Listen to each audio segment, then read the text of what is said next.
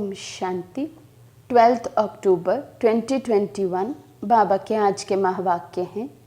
बाबा समझाते, मीठे बच्चे महावीर बनो, माया के तूफानों से लड़ने के बजाय अचल अडोल बनो। तो बाबा कहते अब इतना हमें ताकतवर होना है, शक्तिशाली होना है, कैसी भी परिस्थिति हो लेकिन हमारी स्थिति डगमग ना हो, हम अचल अडोल महावीर की तरह टिके रहें। प्रश्न है, ब्रह्मा बाप के सामने अनेक हंगामे होते भी कभी रंज नहीं हुए, क्यों? बाबा समझाते, क्योंकि बाबा को नशा था कि हमें बाप से वर्षा लेना है। ये तो सब कल्प पहले मुआफिक हो रहा है, नथिंग न्यू। गालियाँ तो सबसे अधिक बाप को मिली, फिर कृष्ण को भी गाली देते। अगर हमें भी गाली खानी पड़े तो क्या बड़ी बात। दुनिया हमारी बातों को जानती ही नहीं तो ज़रूर गाली देगी, इसलिए कोई भी बात में रंज नहीं हुआ। ऐसे ही फॉलो फादर। तो बाबा के सामने भी अनेक पेपर आए, बहुत सी बातें आई, बहुत बातें उनके लिए बनी, लेकिन बाबा कभी रंज नहीं हुए, मायूस नहीं हुए, घबराए नहीं, एक बल एक भरोसे से चलते रहे। ऐसे ही शिव बाबा कहते, यदि तुम्हें भी कोई बात सुननी पड़ती है तो फिर तुम्हें भी रंज नहीं होना है, नाराज़ नहीं होना है किसी से, क्योंकि जो बातें बनाते हैं वो सच्चाई को तो जानते ही नहीं, ना शिव बाबा को जानते, ना इस सत्य ज्ञान को समझते हैं। इसलिए बाबा कहते हैं उनका भी कोई दोष नहीं है। गीत है, भोलेनाथ से निराला कोई और नहीं। ओम शांति। ये भक्ति मार्ग वालों का गीत है। ज्ञान मार्ग में गीत आदि नहीं गाया जाता है, ना बनाया जाता है, ना ज़रूरत है, क्योंकि गाया हुआ है बाप से सेकंड में जीवन मुक्ति का वर्षा मिलता है। उसमें गीत आदि की कोई बात ही नहीं। तुम जानते हो हमें बेहद के बाप से बेहद का वर्षा मिलता है। जो भक्ति मार्ग की रस्म रिवाज है वे इसमें नहीं आ सकती। बाबा कहते बिल्कुल ही अलग अलग है भक्ति मार्ग और ज्ञान मार्ग। जो भी हम अभी तक भक्ति मार्ग में करते आए हैं, ज्ञान मार्ग में वे बिल्कुल नहीं चल सकता है। बच्चे कविता आदि बनाते हैं, वे भी औरों को सुनाने के लिए। वे भी जब तक तुम नहीं समझाओ तब तक कोई समझ ना सके। उस समय साकार बाबा के समय जो बहुत छोटे छोटे बच्चे होते थे, बाबा उनसे कविता आदि बनवाते थे ज्ञान के आधार से, जो किसी को सुनाए और बाबा का मैसेज उस कविता में होता था। तो बाबा उसी कविता की बात कर रहे हैं। अब तुम बच्चों को बाप मिला है तो खुशी का पारा चढ़ना चाहिए। बाप ने 84 जन्मों के चक्र का नॉलेज भी सुनाया है। खुशी होनी चाहिए कि अभी हम स्वदर्शन चक्रधारी बने हैं, बाप से विष्णुपुरी के मालिक बन रहे हैं। निश्चय बुद्धि ही विजयंती। जिसको निश्चय होता है वे सतयुग में जाएंगे ही। तो बच्चों को सदैव खुशी रहनी चाहिए। Follow father. बच्चे जानते हैं निराकार बाबा जब से इस तन में प्रवेश हुआ है तो इनके पास भी बड़े हंगामे हुए हैं। भाइयों के झगड़े, शहर के झगड़े, सारे हिंद के झगड़े चले। बच्चे बड़े हुए कहेंगे जल्दी शादी करो। शादी बगैर काम कैसे चलेगा। गीता पढ़ना मिस नहीं करते थे। जब मालूम पड़ गया कि गीता का भगवान शिव है तो वे गीता पढ़ना छूट गई। फिर नशा चढ़ गया कि हम तो विश्व के मालिक बनते हैं।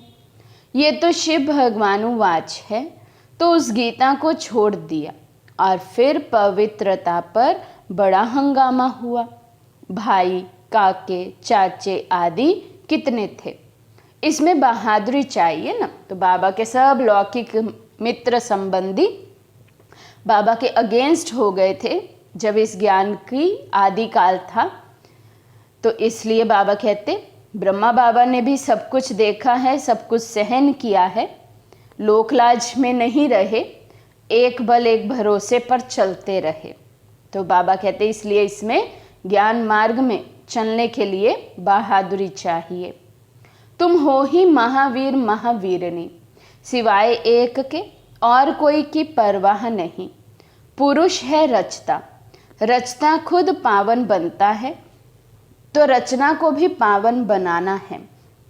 पवित्र हंस और अपवित्र बगुले इकट्ठे कैसे रह सकते हैं? क्रिएटर तो झट हुक्म करेगा, हमारी मत पर चलना है तो चलो, नहीं तो निकल जाओ। तुमको पता है लौकिक बच्ची शादी की हुई थी, उनको मिला ज्ञान तो बोले वाह। बाप कहते हैं पवित्र बनो, तो हम क्यों नहीं बनेंगे? जवाब दे दिया पति को कि हम विष नहीं देंगे। बस इस बात पर ही बहुतों का झगड़ा चला।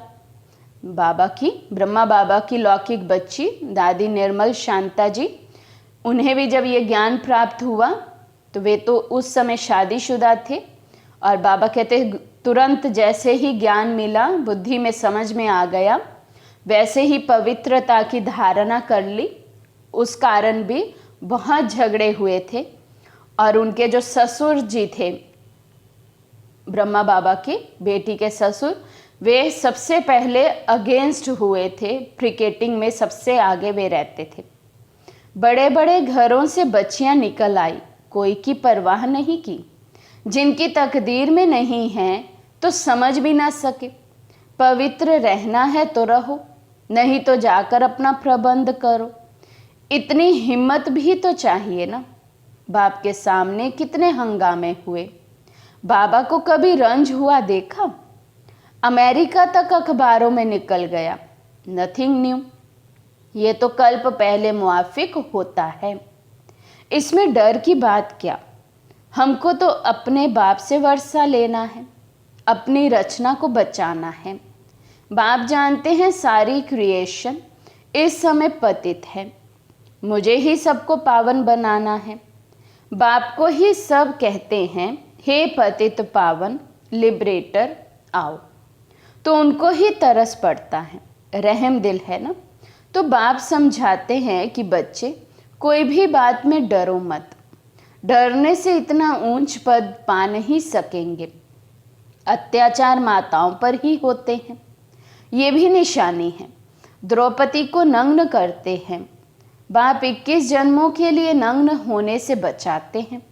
दुनिया इन बातों को नहीं जानती है। सदगति दाता तो मैं हूं ना। जब तक मनुष्य दुर्गति को ना पाए तब तक मैं कैसे आकर सदगति दूं? पतित तमो प्रधान सृष्टि भी बननी है। हर चीज नई से पुरानी जरूर होती है, पुराने घर को छोड़ना ही पड़ता है। नई दुनिया गोल्डन एज, पुरानी दुनिया आयरन एज, सदैव नई तो रह ना सके। तुम बच्चे जानते हो ये सृष्टि का चक्र है।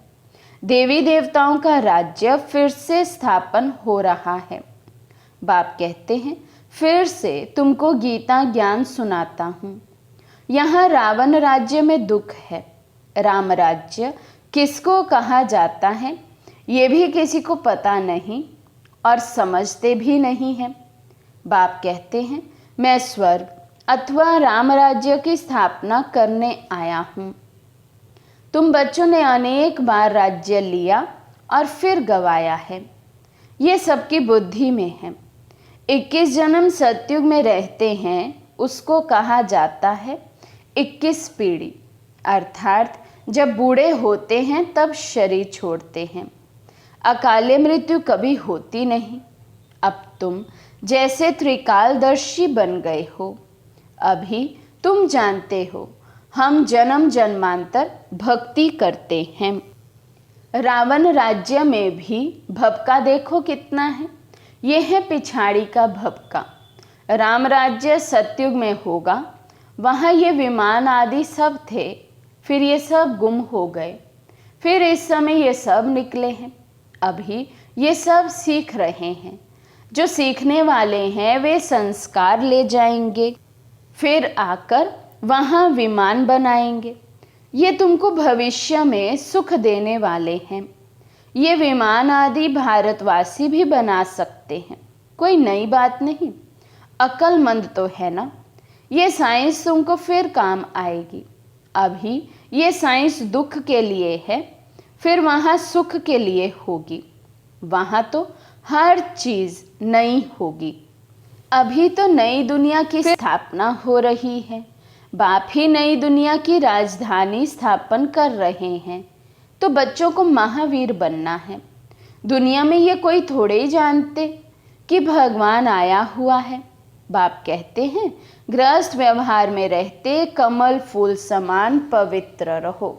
इसमें डरने की बात नहीं। करके गाली देंगे। गाली इनको भी बहुत दी है। कृष्ण ने गाली खाई ऐसा दिखाते हैं। अब कृष्ण तो गाली खा ना सके। गाली तो कलयुग में खाते हैं। तुम्हारा रूप जो अभी है फिर कल्प बाद इस समय होगा, बीच में हो ना सके। जन्म बाय जन्म फीचर्स बदलते जाते हैं। एक आत्मा को 84 जन्मों में एक जैसे फीचर्स मिल ना सके। सतो रजो तमो में आते जाते हैं, फीचर्स बदलते जाते हैं। ये ड्रामा बना हुआ है। 84 जन्मों में जो फीचर्स वाले जन्म लिए हैं वही लेंगे। अब तुम जानते हो इनके फीचर्स बदल दूसरे जन्म में ये लक्ष्मी नारायण हो जाएंगे। तुम्हारी बुद्धि का ताला अब खुला है। अब ये है नई बात। बाबा भी नया, बातें भी नहीं। ये बातें किसी की समझ में जल्दी नहीं आएंगी। जब तकदीर में हो तब कुछ समझे। महावीर कोई तूफान से डरेंगे नहीं। वे अवस्था पिछाड़ी में होनी है। इसलिए गाया हुआ है, अति इंद्रिय सुख पूछना हो तो गोपियों से पूछो। बाप आए ही हैं तुम बच्चों को स्वर्ग के लायक बनाने। कल्प पहले मिसल नरक का विनाश तो होना ही है। सतयुग में तो एक ही धर्म होगा। चाहते भी हैं वननेस हो, एक धर्म होना चाहिए। ये भी किसी को पता नहीं कि राम राज्य रावण राज्य अलग अलग है। क्योंकि दुनिया में तो कह देते असुरों और देवताओं की लड़ाई हुई। राम के साथ भी रावण दिखा दिया, युद्ध दिखा दिया पूरा। तो बाबा कहते उन्हें तो ये भी पता नहीं कि स्वर्ग और नरक अलग अलग है। राम राज्य और रावण राज्य अलग अलग है। वे तो यहीं समझ लेते हैं। यहाँ विकार बिगर जन्म हो ना सके। मूत पलीती है ना। अब बाप में निश्चय है तो श्रीमत पर पूरी रीति चलना पड़े ना। बाबा कहते श्रीमत पर चलना, ये भी किसकी निशानी है? हमें बाबा पर निश्चय है। तो जो जितना श्रीमत पर चलते उसको उसी अनुसार समझेंगे कि इसको इतना ही % बाबा पर निश्चय है। हर एक की नब्ज भी देखी जाती है, उस अनुसार राय भी दी जाती है। बाबा ने भी बच्चों को कहा कि अगर शादी करनी है तो जाकर करो। बहुत मित्र संबंधी आदि बैठे हैं, उनको शादी करा लेंगे। तो हर एक की नब्ज देखी जाती है। पूछते हैं बाबा इस हालत में हैं, हम पवित्र रहने चाहते हैं, हमारे संबंधी हमको घर से निकालना चाहते हैं, अब क्या करना है? ये पूछते हो पवित्र रहना है।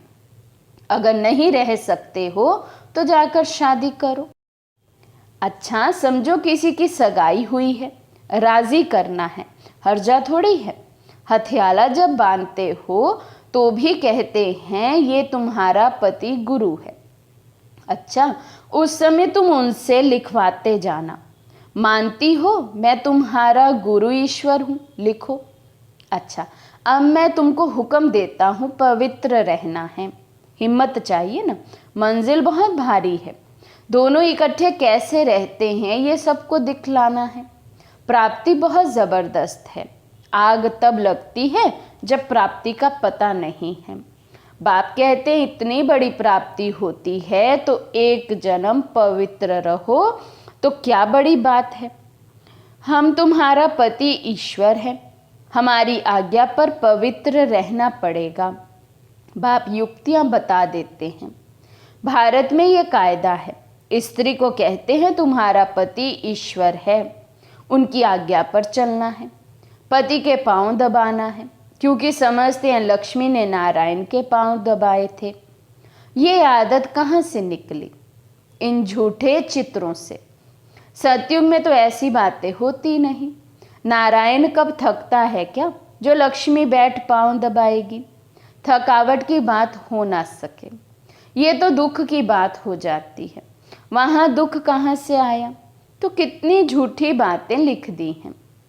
बाबा को छोटेपन से ही वैराग्य रहता था, इसलिए भक्ति करते थे। बाबा बच्चों को युक्ति बहुत अच्छी बताते हैं। कई बच्चे को संबंधी तंग करते हैं, अच्छा शादी कर लो, स्त्री तुम्हारी हो गई, फिर कोई कुछ कर ना सके, आपस में मिल पवित्र रहो, कंपेनियन हो गए। विलायत में बूढ़े होते हैं तो संभाल के लिए कंपेनियन रख देते हैं, सिविल मैरिज करते हैं, विकार में नहीं जाएंगे। अब तुम जानते हो हम एक बाप के बच्चे हैं, आपस में भाई बहन हो गए, दादे से वर्षा लेते हैं, बाप को बुलाते भी पतित दुनिया में हैं। हे पतित पावन सब सीताओं के राम। मनुष्य राम राम जपते हैं तो सीता को थोड़ी याद करते हैं, उनसे बड़ी तो लक्ष्मी है, परंतु याद तो एक बाप को करते हैं। लक्ष्मी नारायण को फिर भी जानते हैं, शिव को तो कोई जानते नहीं। आत्मा बिंदी है तो आत्माओं का बाप भी बिंदी होगा ना। आत्मा में सारा ज्ञान है, उनको कहा जाता है ज्ञान का सागर। तुम आत्मा भी ज्ञान सागर बनती हो। ज्ञान सागर बैठ तुम आत्माओं को समझाते हैं। आत्मा चैतन्य है, तुम्हारी आत्मा ज्ञान का सागर बन रही है। सारी सृष्टि के आदि मध्य अंत का ज्ञान तुमको है। मीठे बच्चों को हिम्मत रखनी चाहिए। हमको बाबा की श्रीमत पर चलना चाहिए ना। बेहद का बाप बेहद के बच्चों को स्वर्ग का मालिक बनाते हैं, तो बाप कहते हैं तुम भी अपनी रचना को हाथ में रखो। अगर बच्चा तुम्हारी आज्ञा नहीं मानता है तो बच्चा बच्चा नहीं, वे तो कपूत ठहरा। आज्ञाकारी फरमान बरदार बच्चा हो तो वर्षे का हकदार बन सकता है। बेहद का बाप भी कहते हैं मेरी श्रीमत पर चलेंगे तो तुम ऐसे श्रेष्ठ बनेंगे, नहीं तो प्रजा में चले जाएंगे। बाप तुमको नर से नारायण बनाने आए हैं। यह है सच्ची सत्यनारायण की कथा। तुम राजाई प्राप्त करने आए हो। अब मम्मा बाबा राजा रानी बनते हैं तो तुम भी हिम्मत करो। बाप तो ज़रूर आप समान बनाएंगे। प्रजा बनने में ही राजी नहीं होना चाहिए, पुरुषार्थ करना है। हम बाप से पूरा वर्षा लेंगे, वारी जाएंगे। बाबा कहते ऐसा नहीं सोचना चाहिए कि जो बन जाएंगे चलो स्वर्ग में तो जाएंगे, भल प्रजा बन जाए, नहीं। बाबा कहते मैं आया ही हूँ तुम्हें राजा रानी बनाने, तो ऐसा ही पुरुषार्थ करना चाहिए कि हम राजा रानी बने। बाबा कहते तुम उनको अपना वारिस बनाएंगे तो ये तुमको 21 जन्मों के लिए वर्षा देंगे।